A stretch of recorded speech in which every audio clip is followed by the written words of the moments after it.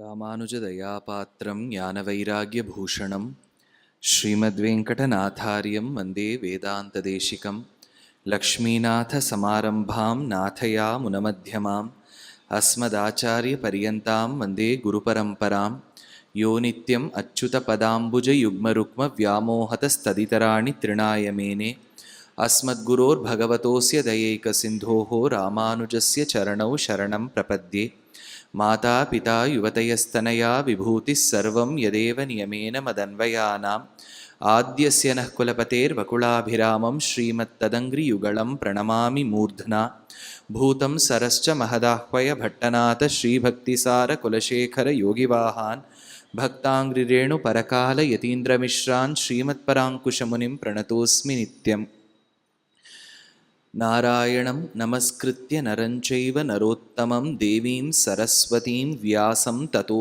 जयम् उदीरयेत् व्यासं वसिष्ठनप्तारं शक्तेः पौत्रम् अकल्मषं पराशरात्मजं वन्दे शुकतातं तपोनिधिं व्यासाय विष्णुरूपाय व्यासरूपाय विष्णवे नमो वै ब्रह्मनिधये वासिष्ठाय नमो नमः योगोशतं कनकशृङ्गमयं ददाति विप्राय वेदविदुषे च बहुश्रुताय पुण्यांश्च भारतकथां शृणुयांश्च नित्यं तुल्यं भवति तस्य चैव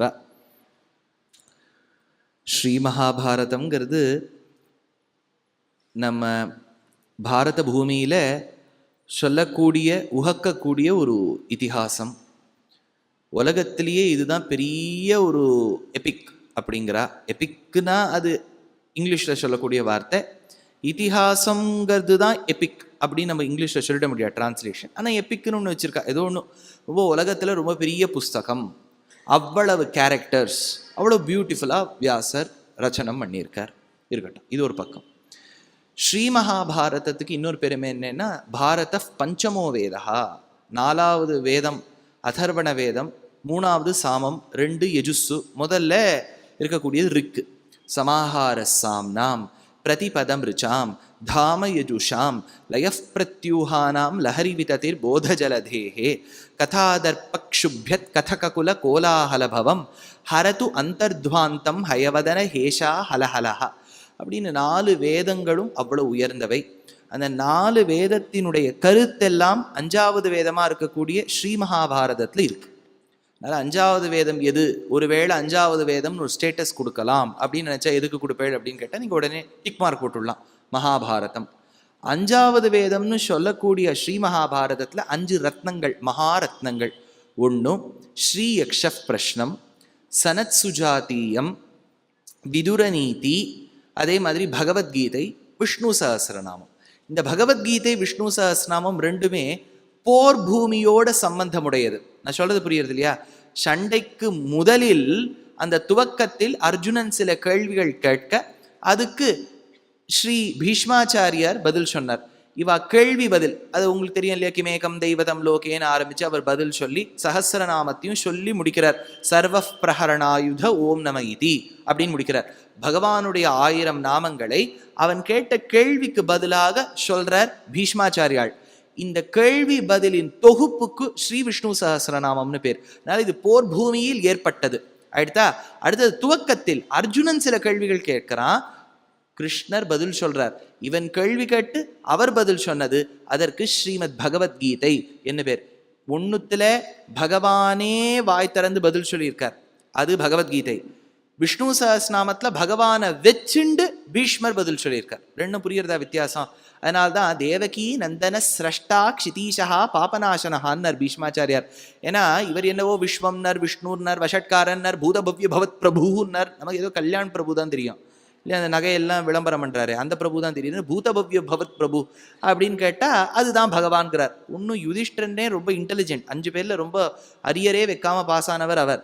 ஆனால் அப்பேற்பட்ட பரம் ஞானிக்கே புரியல யார் அவர்னு கேட்குறார். தேவகி நந்தன சிரஷ்டா, உன் பக்கத்தில் உங்கள் அத்தை, உங்கள் மாமா வசுதேவர் இருக்காரோன்னு அவர் பிள்ளை தேவகி, அவர் தான் கிருஷ்ணர், அவர் தான் தேவகி நந்தன சிரஷ்டான்னர். அதனால பகவத்கீதை கண்ணனே சொன்னது, விஷ்ணு சஹஸ்ரநாமம் அவரை வச்சுண்டு சொன்னது. இது 2மே போர் பூமியோட முன்னாடி பின்னாடி வந்திருக்கு. இதுக்கு நடுவில் ஒன்று மாட்டினுடுது. அது என்னன்னு கேட்டால் சனத் சுஜாத்தியம்னு பேர்.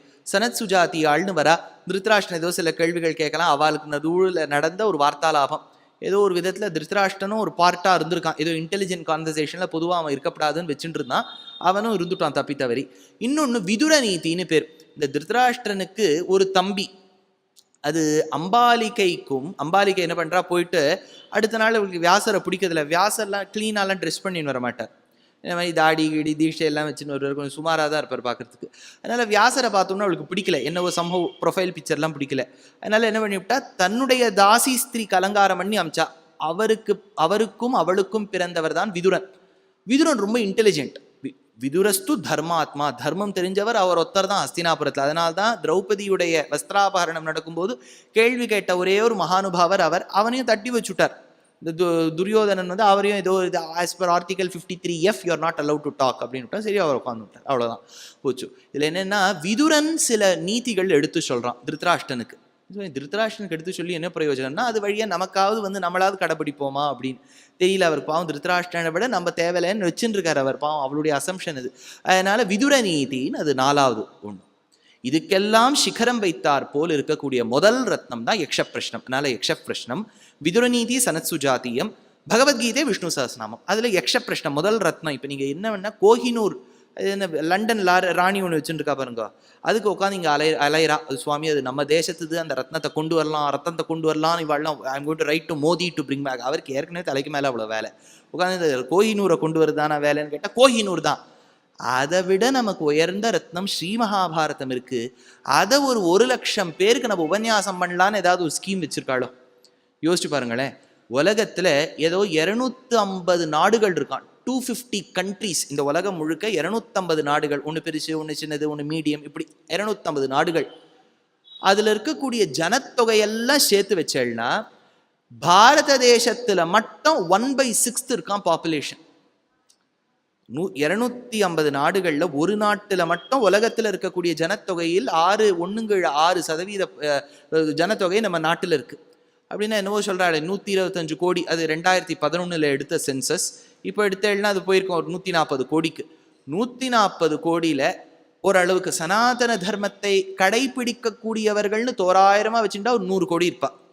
100 கோடியில பார்த்தேன்னா சரி நம்பிக்கை ஓரளவுக்கு இருக்கு சுவாமி சொல்லக்கூடியவா 70 கோடி இருக்கான்னு வச்சுக்கோ. 70 கோடியில கேட்டா புரியும்னு இருக்கக்கூடிய பாப்புலேஷன் ஒரு 30 கோடி இருக்கான்னு வச்சுக்கோ. 30 கோடியில இப்ப எவ்வளவு பேர் இங்க இருக்கா?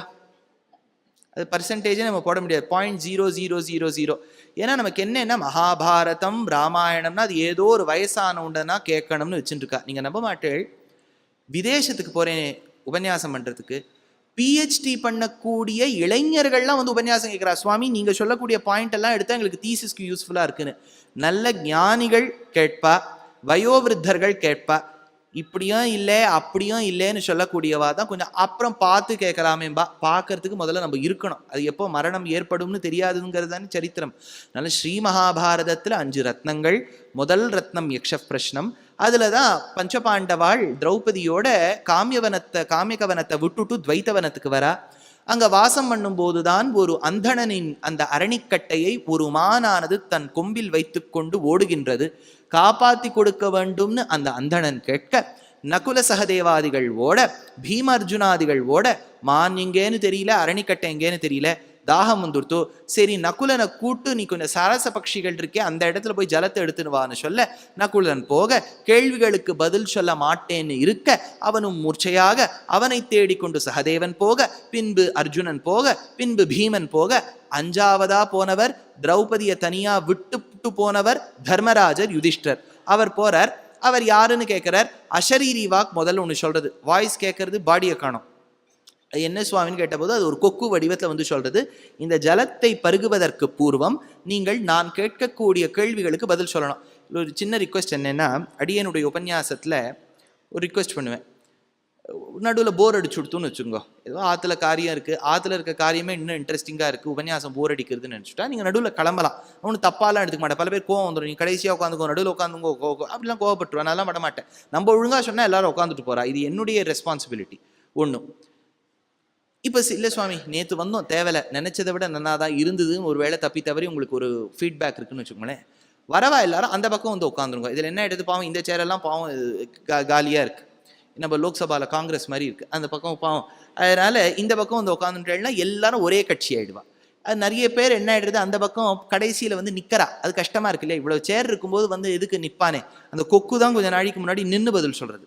அது கொக்கு பாவம் உட்கார தெரியாது போல இருக்கு. எல்லாரும் கொஞ்சம் இந்த பக்கம் வந்துட்டேன்னா எல்லாரும் உட்காந்து கேட்கலாம். நடுவில் போர் அடிச்சு தானே ஃபோன்லாம் வந்து தான் நீங்கள் போய் ஆன்சர் பண்ணிட்டு வரலாம். அதெல்லாம் நான் தப்பாக எடுத்துக்க மாட்டேன். இப்போ 4 பேர் மூர்ச்சையாரத பார்க்குறான். மூர்ச்சைனா அன்கான்ஷியஸ்னஸ். தேசிகன் எடுக்கிறார், அபிநிகில லோக சுச்சரித முஷ்டிம் தய துரித மூர்ச்சனாதுஷ்டம் சஞ்சீவயது தயே மாம் அஞ்சனகிரிநாத ரஞ்சனீன் பவதின்னார். அதனால அங்கே 4 பேர் மூர்ச்சையா இருக்கா. இப்போ யுதிஷ்டிரன் பார்க்குறாராம். பார்த்த உடனே ஒரு கவிஞர் அன்னம பட்டருங்கிறவர் பியூட்டிஃபுல்லாக டிஸ்கிரைப் பண்ணுறாரு பாருங்க. அவர் என்ன சொல்கிறார், எல்லாத்துலேயும் இவாளுக்கு ஷேரிங். இவ 5 பிரதர்ஸுங்கிறவா. பொதுவாக நீங்கள் வந்து ஆட் நம்பரால் ஒரு நம்பரை டிவைட் பண்ணுறது ரொம்ப கஷ்டம்.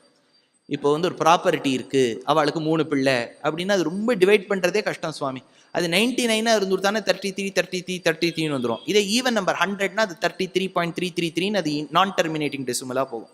ஆனால் இவா என்ன சொல்கிறான்னா, எங்களுக்கு எது கிடைச்சாலும் நாங்கள் டிவைட் பண்ணிட்டுருவோம் அப்படிங்கிறான். அப்படி இருக்கக்கூடிய யுதிஷ்டிரன் 4 பேர் மூர்ச்சையாய் கிடந்ததை பார்த்து சொல்கிறார் அன்னம பட்டர், தானும் ஒரு செகண்டு ஒரு பிணம் போல் அதிர்ச்சியில் நின்றானாம். ஏன்னா எல்லாத்தையும் ஷேர் பண்றோம், அவளும் இப்ப அப்படிதானே இருக்கா, நாமும் அப்படி இருக்கலாம்னு இருந்ததா சொல்றார். சன்ருபதிர் தத்ருஷேதிகவத்சலஹ சபதி மூர்ச்சித தீனிரிபாப்ருகங்கஹ ஸ்வயமபி பிரவிபஜ்ய ததா தசாம் அனுபவன்னிவ தாமனுஜாஸ்ருதம். அப்ப நினைச்சு பார்க்கிறார், இவ வந்தது சந்திரவம்சம், லூனார் டைனஸ்டியில வந்திருக்கா. ராமர் எந்த டைனஸ்டி? சோலார் டைனஸ்டி, சூரிய வம்சம் இல்லையா. சூரிய வம்சத்தில் அவர் வந்து இவெல்லாம் சந்திர வம்சத்தில் வந்திருக்கா. சந்திரன்ல பொதுவாக ஒரு களங்கம் தெரியும்பா. லிட்ரேச்சர்லாம் பார்த்தேன்னா சந்திரன் வந்து கொஞ்சம் ஃபுல்லாக இருக்காது, அதுக்கு ஏதோ அங்கங்கே கலங்கம் தெரியுங்கிறா. அதை அஸ்ட்ரானமர்ஸ்லாம் பார்த்து மூணில் கிரேட்டர்ஸ் இருக்குங்கிறா, பெரிய பெரிய பள்ளத்தாக்கு. அந்த பள்ளத்தாக்கு தான் நமக்கு இங்கேருந்து நீங்கள் பூரண சந்திரனை பார்க்கும்போது சில டைம்ஸ் உங்களுக்கு ஒரு டைம் கிடைச்சி இயற்கையை ரசித்து அதெல்லாம் ரசிக்கக்கூடிய டைம் கிடைக்கிறதுன்னு வச்சுக்கோ. அதில் பார்த்தேன்னா க்ளோஸ்அப்பில் எடுத்து பார்த்தேன்னா ஒயிட் இருக்கும், நடுவில் கொஞ்சம் கொஞ்சம் லைட் கிரே பேச்சஸ் தெரியும். இதுக்கு கலங்கம்னு பேர். எதனால இந்த கலங்கம் வருது, அதுதான் நான் அஸ்ட்ரானமியில சொல்லிட்டேன். பள்ளம்லாம் இருக்குன்னு, எல்லாம் பள்ளம்லாம் இருக்குன்னா நம்ம ஒரு பெரிய மிசைலை லான்ச் பண்ணி அது இங்கேருந்து ஆரம்பிச்சு அது நாசால இந்த போட்டோ எடுத்து இதெல்லாம் சொல்லணும். ஆனால் நம்ம கவிஞர்கள்லாம் அந்த காலத்துல சொல்லிட்டேன் என்னன்னா, அதில் ஒரு மான் இருக்குன்னு விட்டான். மான் இருக்கா? மான் எங்க சந்திரன்ல இருக்கும் அப்படின்னா, இதுக்கு ஊத்துக்காடு வெங்கட சுப்பையர் ஒரு பதில் சொல்றார். அவர் ஒரு இதெல்லாம் அதிசயோக்தின்னு பேர்.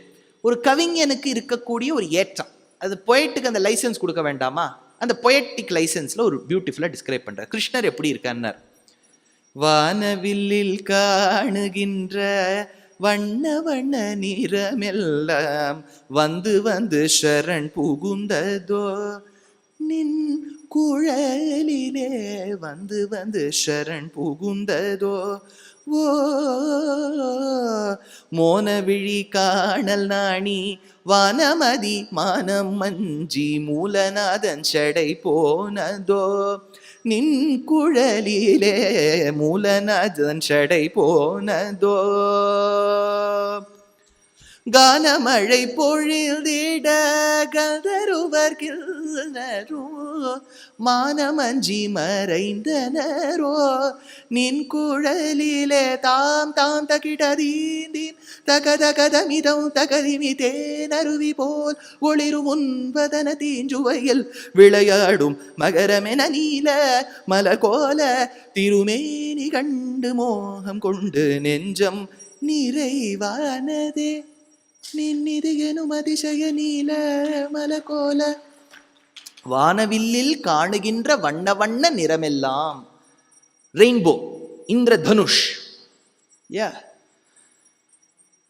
அதனால இந்திரதனுஷ், அந்த இந்திரதனுஷ்ல காணுகின்ற நிறமெல்லாம், அதுல தானே விப்யார் அப்படின்னு நம்ம சொல்றோம் இல்லையா. அதுல இண்டிகோ ஒன்று பறக்கிறது பாருங்க. இப்போ அந்த இண்டிகோ ஒரு கலர், இல்லை அந்த வயலட், அதுல இருந்தானே அல்ட்ரா வயலட். இதெல்லாம் பிசிக்ஸ்ல எல்லாம் நாங்கள் படிப்போம். வீக் அந்த பக்கம் இருக்கிறதெல்லாம் அல்ட்ரா வயலட், ஆர்க் இந்த பக்கம் இருக்கிறதெல்லாம் இன்ஃப்ரா ரெட் அப்படின்லாம் நாங்கள் படித்து இன்ஜினியரிங் டிகிரிலாம் வாங்குவோம். அதனால விப்யார் வானவில்லில் காணுகின்ற அந்த இந்திரதனுஷ்ல இருக்கக்கூடிய நிறமெல்லாம் வந்து வந்து சரண் புகுந்ததோ நான் அப்படின்னு வந்து கிருஷ்ணர் காலில் வந்து போட்டி போட்டு சரணாகதி பண்றதாம். அவருடைய குழலழகை பார்த்துட்டு மோனவிழி காணலானி வானமதி மானமஞ்சி.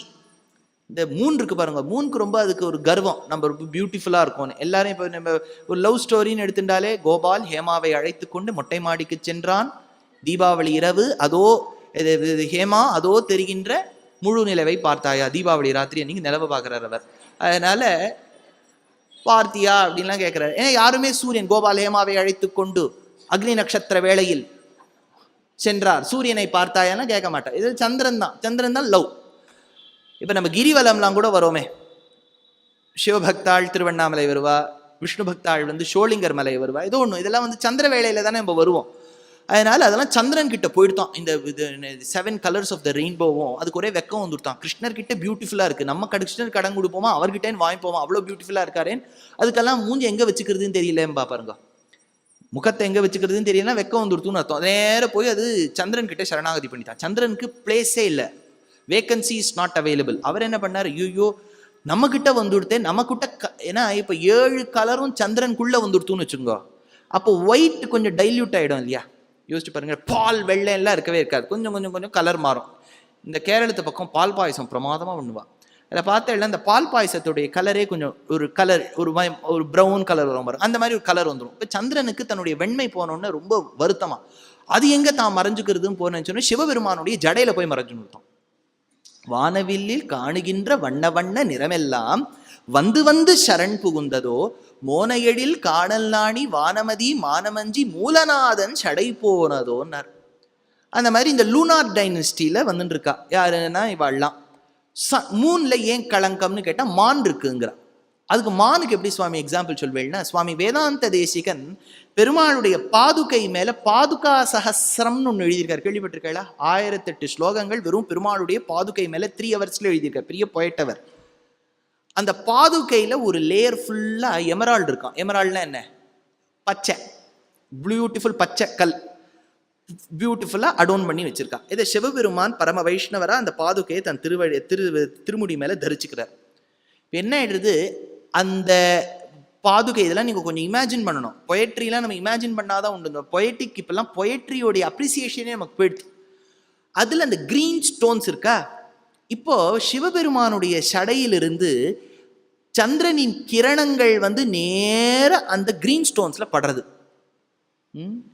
அப்போ கிரீன் லைட் எமிட் ஆகுது. இங்க இந்த ராத்திரி எல்லாம் ஃப்ளூரோசென்ஸ் அந்த போர்டெல்லாம் போட்டு வைக்கிறான் பாருங்க, அந்த மாதிரி கிரீன் லைட் எமிட் ஆகுது. அது அப்படியே ரேக்கரையா வருது. எடுத்தா பின்னாடி சிவபெருமானுடைய கருங்குழல் கற்றை, குனித்த புருவமும் கொவ்வை செவ்வாயிட் குமிழ்ச்சிரிப்பும் பனித்த சடையினர் இல்லையா. அவர் நன்ன ட்ரெஸ் பண்ணி பார்வதிக்கு தங்குழல் டெய்லி அவருக்கு முடிய வேண்டியதா இருக்கு, தனக்கு முடிய வேண்டியதா இருக்கு, ரொம்ப அவளுக்கு வேலை ஜாஸ்தி. அதனால அந்த பேக்ரவுண்ட் பிளாக் பேக்ரவுண்ட்ல கிரீன் லைட் வருது. அதனால இரவுல கிரீன் லைட் வராப்புல இருக்கா, இப்படி ரேக்கையா. சிவபெருமான் கையில ஒரு மான் தரிச்சுன்னு இருப்ப, நீங்க பாத்திருக்கா? இப்ப அந்த மான் இது அருகம்புல்லுன்னு நினைச்சு விட்டோம். அதுல இருந்து தாவி அது சந்திரனுக்குள்ள போனதுனால சந்திரனுக்குள்ள கலங்கம் வந்துருத்துனார். இதெல்லாம் என்ன ஒரு இமேஜினேஷன் பாருங்க. முதல்ல லைட் எமிட் ஆகுமா சார், சந்திரமான் தாவுமா, இப்படிலாம் கேட்கப்படாது. பொய்டிக் லைசன்ஸ்னா அதுதான் பொய்டிக் லைசன்ஸ். பரம பாகவத மௌனி வரச சிவிபாகர சனக சனந்தன தீஷ சுரகிம் புருஷ கனக கஷிபு சுத நாரத தும்புரு பவன சூனு பாலச்சந்திரதர சுக சரோஜ பவ భూసురవరులు పరమ పావనులు ఘనులు శాశ్వతులు కమల భవ సుఖము సదానుభవులుగా ఎందరో మహానుభావులు. As I'm speaking these divine lines of Sri Tyagaraja Swami, I've received the very divine Onavil of Thiruvananthapuram. This is going to be a grand, a mega Natya production titled Endaro Mahanubhavulu, a festoon of the devout. We have chosen the inspiring events from the lives of 14 Acharyas, Mahans, who have trod Bharata Bhumi. ದೊಡ್ಡಾಚಾರ್ಯ, Adi Shankaracharya, Vedanta ದೇಶಿಕ, Muthuswamy Dikshita, Pothana, Jayadeva, Andal, Mirabai, Kamban, ತಿರುಮಳಿಸೈ ಪಿರಾನ್, Bhadrachala Ramadasu, Goswami, Tulsidas, Purandaradasa and Tukaram. We have strung it together into a beautiful dance production that is primarily Bharatanatyam based with movements of Odissi, Ghumar and Mohiniyattam. which is going to be multilingual as well, with lines chosen from Sanskritam, Marathi, Braj Bhasha, Rajasthani, Telugu, Kannada, Tamil. So many languages put together. I've had the opportunity to work with dancers, Natya gurus of great repertoire in the last 15 years. This is an opportunity for me to have curated the production, to have done the storyboard and narrate the production in English. The choreography is by the very famous, revered Kalaimamani Srimati Anita Guha. The music is by the great-grandson of Subramanya Bharati, a Sangeet Natak Academy awardee, Dr. Rajkumar Bharati. And the soundscape design is by Sri Sai Shravanam, one of the contributing engineers to the award-winning Life of Pi movie. We have all come together to present this grand production Endaro Mahanubhavalu in your city. On the 26th and on the 27th of September at the Prestige Center of Performing Arts in Bengaluru, we are presenting this production. On the 3rd and the 4th of October, we are doing it at the Naradagana Sabha in Chennai. On the 1st of November, we are doing it at the Fine Arts Society Chembur in Mumbai. And on the 29th of November at Kamani Auditorium in Delhi. Tickets are flying off the shelves. Please be present, buy your tickets and be with your family to watch this, I would say, once in a lifetime event. We are extremely thankful to the title sponsor, to the event sponsor, to the associate sponsors, and to those hands who have supported us. To the all of you, thank you. To the all of you, Vandanamulu, please be present. Namaskar. அதனால அந்த சந்திர வம்சத்துல வந்திருக்கா இந்த பஞ்சபாண்டவாள். அப்போ யுதிஷ்டிரன் நினைக்கிறானா, அந்த வம்சத்துல வந்தவர்கள் நாங்கள், எங்கள் குலமுன்னோனா இருக்கக்கூடிய அந்த சந்திரனுக்குள்ள ஒரு மான் இருக்கு, அந்த மானை நாங்க வழிபட்டு இருக்கும்போது இன்னைக்கு என்னுடைய 4 தம்பிமார்கள் மூர்ச்சையாவதற்கு காரணம் அதே ஜாதியை சேர்ந்த இன்னொரு மானா போயிடுத்தேன்னு வருத்தப்பட்டானோ. கூட்டஸ்த சீதகர குக்ஷிகதம் குரங்கம் குர்வன் ஸ்வஜாதி கிருதக பரசாதிரேகம் கோதண்டமப்யகணயன் குலிஷாஸ்திரசூனோஹோ க்வாசௌ ஸ்திதோ பத மிருக குலஹானயேனஹா அப்படின்னு அது சொல்லிட்டு பார்த்தா அது சில கேள்விலாம் கேட்கறது. அதில் முதல்ல ஒரு 16 கேள்வி முடிச்சுட்டோமா, 16 ஆயிடுத்தா இல்லை கணக்குப்படி அப்படி. இன்றைக்கி தான் சுவாமி புக் கொண்டு வந்திருக்கோம், நீங்கள் ரிப்பீட் பண்ணுங்க அப்படின்னா ரிப்பீட் பண்ணால் ஒரு நாள் எக்ஸ்டெண்ட் பண்ணணும். அதுபோல் தாமல் சுவாமி கோச்சுருவார். அதனால் நம்ம ஃபர்ஸ்ட்லேருந்து அந்த கேள்வியெல்லாம் சுருக்கமாக பார்த்துடலாம். கிம் ஸ்விதாதித்யம் உன்னயதி கேச தஸ்யாமிதஸ்சரஹ கஸ்சைனமஸ்தம் நயதி கஸ்மின்ச்ச பிரதிதிஷ்டதி. எதனால சூரியன் உதிக்கின்றது, அதோட யாரெல்லாம் கூட வரா, அது எங்க திஷ்டனமாயிருக்கு, எங்க அது எஸ்டாப்ளிஷ் ஆயிருக்கு, இப்படிலாம் கேட்கிறார். அதுக்கு பதில் சொல்றார், பிரம்மமாதித்யம் உன்னயதி, பிரம்மத்தினால் தான் சூரியன் உதிக்கின்றார். தேவதஸ்யாமிதஸ்சராஹா, தேவதைகள்லாம் கூட தனியா நடந்து போனா நல்லா இருக்காது பாருங்க. இப்ப நீங்க ஒரு ரோல்ல ஒருத்தர் மட்டும் உட்காந்துட்டு இருக்காருன்னு வச்சுக்கோ, அது நடுவில் கொஞ்சம் சுமாரா சொல்றார். இப்ப நான் சுமாரா சொல்றேன்னு வச்சுக்கோ, சுமாரா சொல்றேன்னா அப்ப அப்படின்னு பார்க்கறதுக்காக ஒரு ஆள் இருக்கணுமே, அதனால சூரியனோட கூட வரதுக்கு ஆள் இருப்பா. அதனால தர்மசாஸ்தம் நயதிச்ச, தர்மத்தால் தான் அவர் அஸ்தமிக்கிறார், செட்டிங் ஆறார். அது ஒன்றும். அடுத்தது கஸ்மின்ச்ச பிரதிதிஷ்டதி, சத்தியேச்ச பிரதிதிஷ்டதி, அவர் எங்க எஸ்டாப்ளிஷ் ஆயிருக்காருன்னா ட்ருத்ல எஸ்டாப்ளிஷ் ஆயிருக்கார். பெருமாளுக்கு சத்தியத்தை பேஸ் பண்ணி ஒரு பேர் இருக்குன்னு, அது என்ன பேரு? சத்யநாராயணன் ஆச்சு. ரொம்ப கேள்வி சுவாமி. இன்னொரு உபனிஷத்துலேருந்து ஒரு நாமம் எடுத்து சொன்னேன் பாருங்க, சத்தியம். அறத்தா போட்டு முழுத்தா, அது ஏறக்குறைய நேற்று 7:45 சொல்லியிருப்பேன், ஞாபகப்படுத்திக்கோங்க. அதாச்சா. இப்போ அடுத்த 4 கேள்வி, அடுத்த செட்டு 4. இப்போ 4 அடிச்சுன்னு வருது அந்த யக்ஷன். கஸ்மின் கேனஸ்வின் ஸ்ரோத்ரியோ பவதி கேனஸ்வின் விந்ததே மஹத் கேனஸ்வித்விதீயவான் பவதி ராஜன் கேனச்ச புத்திமான் கேனஸ்வின் ஸ்ரோத்ரியோ பவதி. எவன் இப்போ ஒரு ட்ரூ வேதிக் ஸ்காலரா எப்போ ஆவான்? ஸ்ருதேன. ஒரு சுவாமி இங்கே ஃபர்ஸ்ட் ரோல இருந்து இது கரெக்டாக ஆன்சர் பண்ண வரலன்னு நினைக்கிறேன். அதனால கேனஸ்வின் ஸ்ரோத்ரியோ பவதி, ஸ்ருதேன கேட்டு.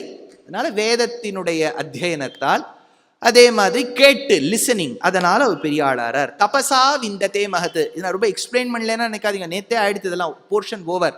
இப்போ வந்து சும்மா ரிவிஷன் மாதிரி இந்த ஸ்கூல் புக்லலாம் எழுதுவா ஆஸ் டிஸ்கஸ்ட் இந்த ப்ரீவியஸ் சாப்டர்ஸ் அப்படிமா.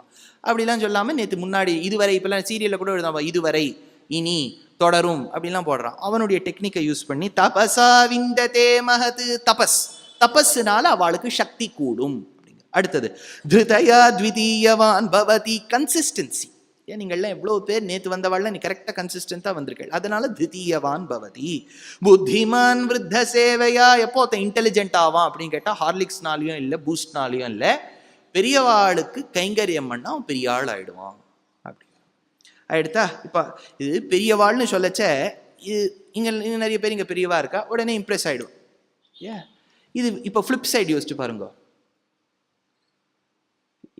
பல பேர் அக்ஷதையை ரெடியாக வச்சுருப்பான், யாராவது ஆசீர்வாதம் பண்ண, ஏன்னா அவள் ஆசீர்வாதம் பண்ணால் அவளுக்கு ஒரு ப்ரெஸ்டீஜ் இல்லையா, 4 பேர் எதிர்க்க நம்ம கீழே வந்து சேர்த்தா. இது மட்டும் இருந்தால் போகாது, முதல்ல நமக்கு தபஸ் இருக்கணும். ஃபஸ்ட்டு நம்ம குவாலிஃபைடாக இருந்தால்தான் நம்ம இன்னொருத்தருக்கு ஆசீர்வாதம் பண்ண முடியும். நன்னா இருன்னு சொல்லிட்டா உடனே என்ன ஆகிட மாட்டா. இது எப்படி தெரியுமோ சாஸ்திரம், நம்ம தபஸுனால சக்தி கூடாமல் இருந்தால் நம்ம யாருக்கு ஆசீர்வாதம் பண்ணுறோமோ நம்ம பார்ட் ஆஃப் த பாவம் அவருக்கு போயிடும். நம்மளால முடிஞ்ச பெனிஃபிட் அது. சுவாமி அவர் போகும்போது கொஞ்சம் பாவத்தையும் எடுத்துன்னு போவார். இப்போ என்னங்கிறேள், ஆசீர்வாதம் பண்ணலாங்கிறேளா வேண்டாங்கிறேளா, அது என்னன்னா அபிவாதையேன்னு ஒன்று உண்டு. யாருமே சரி அப்படின்னு ஒன்று இருந்தது. அது என்னன்னா வேதிக் இன்ட்ரோடக்ஷன். நான் இந்த ரிஷி பரம்பரையில் வந்திருக்கேன், இந்த சாக்கையை அத்தியனம் பண்ணணும்னு அவர் எனக்கு சொல்லியிருக்கார். நான் பண்ணுறேன்னு சொல்ல மாட்டா, சொல்லியிருக்கார் அவர். அதனால அபிவாதையே ஆங்கீரச ஆம்பரீஷ யாவனாஸ்வ திரையாரிஷையே பிரவரான்வித. பிரவரம்னு ஒன்று வரும். பிரவரம்னா அல்மா மேட்டர், அலும்னைன்னு இருக்கு இல்லையா. இப்போ யூனிவர்சிட்டிக்கெலாம் போனால் சொல்கிறா, sir Sundar Pichai graduated from அவர் காலேஜ்னு ஐஐடியில் சொல்கிறான். அந்த அல்மா மேட்டருக்கு பிரவரம்னு பேர். அடுத்தா அப்புறம் கோத்திரம், எந்த டிஎன்ஏல வந்திருக்கும். அடுத்தது இந்த ப்ரொசீஜர். சில ஆற்றுக்கு போனேன்னா குழு ஆற்றுல வைக்கலையா, ஐயோ எங்கள் ஆற்றுல வழக்கமே இல்லை. சஹஸ்ரநாமம் சொன்னா அதுவும் வழக்கத்தில் இல்லை. அதனால எதுவுமே நல்ல பழக்கங்கள்லாம் இருக்காது. பல பேர் அதில் வழக்கம் ஏதாவது சொல்ல இப்படி சொல்லிடுவா, சார் சஹஸ்ரநாமம் சொன்னால் ஏதாவது ஒரு மாதிரி வேண்டாத நிகழ்ச்சியெலாம் நடந்துடுறது, அதனால வேண்டான்னு வச்சுட்டோம். அது ஏதாவது ஆகி வராதும்பா. ஏதாவது ஒன்று பிடிக்கலன்னு வச்சுங்கோ, இது எங்காவது ஆகியே வராது அப்படின்றவா. இது ப்ரொசீஜருக்கு சூத்திரம்னு பேர். ஆபஸ்தம்ப சூத்திர, போதாயன சூத்திர. அடுத்தது வேதம். எல்லாருக்கும் வியாசர் என்ன பண்ணியிருக்க, ஒரு வேதத்தை அலாட் பண்ணி வச்சிருக்காரு. அதில் யஜுஷாக்கா அத்தியாயி, சாமஷாக்கா அத்தியாயி, ரீக்ஷாக்கா அத்தியாயி. கடைசியில் நம்ம பேரை சொல்லிப்போம், இத்தனாவது ஷர்மா நாமகம் அஸ்மி போஹோ அப்படி சொல்லி முடித்த உடனே ஆசீர்வாதம் பண்ணுறவர் ஓகேம்மா very good all God bless யூலாம் சொல்லக்கூடாது. அந்த நாமாவை கேட்டுட்டு ஆயுஷ்மான் பவ சுப்பிரமணிய சர்மா அப்படின்னு 3 செகண்ட்ஸ் இழுக்கணும். ஐயோ இதில் இவ்வளோ காம்ப்ளிகேஷன் இருக்கா. எல்லாரும் அக்ஷதையோட ரெடியாக இருப்பா. இப்படி இந்த முத்திரை இருக்கு பாருங்க, இது மாதிரி ஒரு டேஞ்சரஸ் எதுவுமே இல்லை. எல்லாரும் இப்படி ஃபோட்டோ கொடுக்கறதுக்கு ஈஸியாக இருக்கா. ராமானுஜர் பாருங்க, நீங்கள் எங்கே வேணாலும் போய் பாருங்க, இப்படி கூப்பிடுவார், சுவாமி போகிறோம், நம்ம சாதாரணப்பட்ட ஆளாகவே இருப்போம். அதனால விருத்த சேவையா. அடுத்தது வந்து கிம் க்ஷத்ரியாணாம் தேவத்வம் கஷ்ட தர்ம சதாமிவ கஷ்டைஷாம் மானுஷோ பாவஹ கிமேஷாம் அசதாமிவ என்று சொல்லி க்ஷத்ரியனுக்கு எது டிவினிட்டி அப்படின்னா, டிவினிட்டி எதுன்னு சொன்னால் அஸ்திர சஸ்திரங்கள். அதுதான் நேற்று அர்ஜுனன் போய் ஆபரேஷன் இந்திரலோகான் போய் எல்லாத்தையும் அச்சீவ் பண்ணின்னு வந்தார், அதை பார்த்தோம். அடுத்தது எதனால் அவருக்கு நல்லது ஏற்படுகின்றதுன்னா யஜ்யம் பண்ணுவதால். ஒரு அந்த காலத்து ராஜானா ஒரு ஏதாவது ஒரு யஜ்யம் பண்ணணும், பெரிய யஜ்யம் பண்ணணும். நம்ம வந்து தெலுங்கானாவில் நம்ம கேசிஆர் பண்ணுறதுலேயே அந்த மாதிரி யஜ்யங்கள்லாம் பண்ணணும். அடுத்தது மனித அவனுடைய நார்மல் நேச்சர் என்னன்னு கேட்டால் அவ வந்து சொல்கிறார் இதில் எடுத்த பயம் ச மானுஷோ பாவா. ராஜா கூட பயம் உண்டு, ஏன்னா அட்மினிஸ்ட்ரேஷனில் 2G 3G எதுவும் வராமல் இருக்கணுமே அப்படின்னு அவர் பயப்படுவார். ஸ்கேண்டல்லாம் வரக்கூடாது இல்லையா. ஒரு பெரிய ராஜாவாக இருந்துட்டு சார் இவருடைய இதில் வெறும் கரப்ஷன் தான் சார் அப்படின்னா அந்த ராஜாவுக்கு பெருமையாக பயம் இருக்கணும் எப்போவுமே. அடுத்தது பரித்யாகோ அசதாமிவ.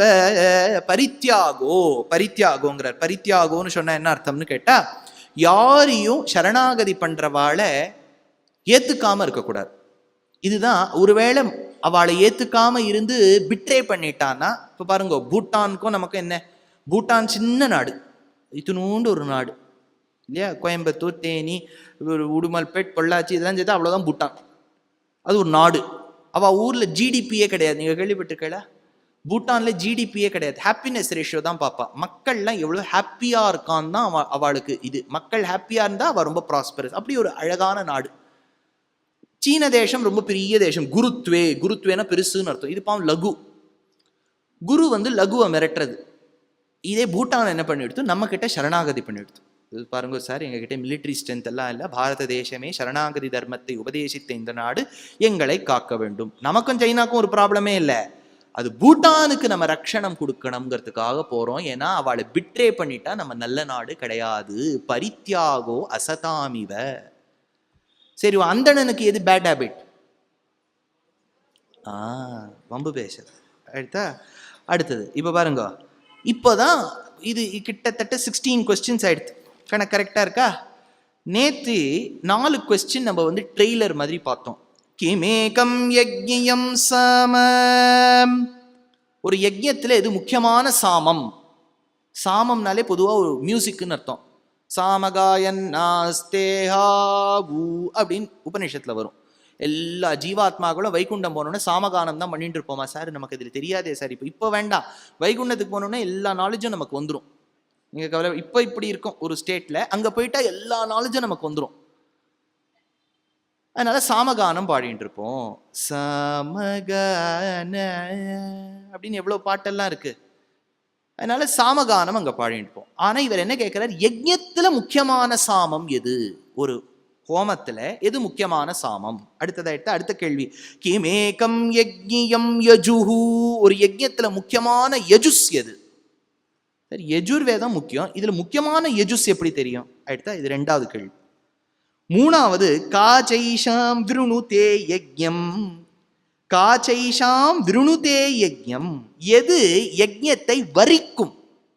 விருணுதே யஜ்ஞம்.